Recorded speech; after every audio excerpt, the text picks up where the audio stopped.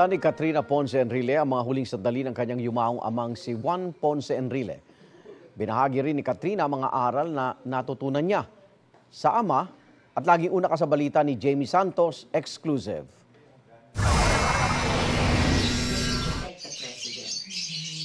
Ayon sa anak ni yumaong Juan Ponce Enrile na si Katrina, nabigyan sila ng pagkakataon na makasama ang ama at maipahayag ang kanilang mga saloobin bago siya pumanaw. Masaya raw silang mapagbigyan ng huling kahilingan ng ama na makauwi sa kanilang tahanan at makasama ang kanilang buong pamilya.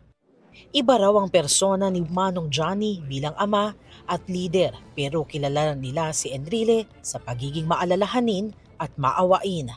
The Juan Ponce Enrile that the public knows is very different from the Juan Ponce Enrile that we know. He's a very generous person, madaling umiyak, maawa, talagang iyakan nyo lang yan ng konti, talagang maawa yan. Talagang tutulungan niya po lahat ng pwede niyang tulungan. Anya, isa sa mga pinakamahalagang aral ng kanyang ama ay ang pagiging mabuting tao at ang pagtrato ng maayos sa kapwa. Sa akin po, ang parati niyang sinistress po sa akin, bata pa po ako, is to remain humble, to treat people correctly, because the people that you meet when you are rising may be the same people you will meet when you are going down. Sa huling mga araw, nanatiling matalas ang isip ni Enrile kahit pa nagkaroon siya ng problema sa kidney. Yes. It just deteriorated a little bit already. Parang nag-start na yung mag-fail yung kidneys po niya.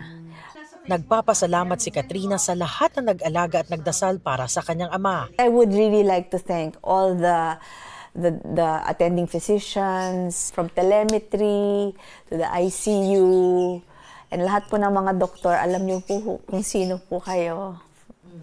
Maraming salamat.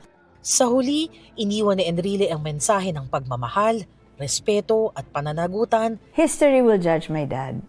He did what he always thought was best for the country.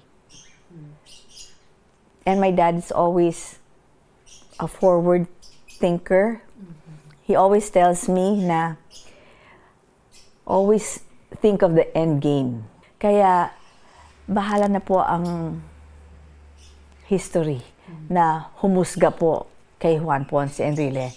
Ito ang unang balita. Jamie Santos para sa GMA Integrated News.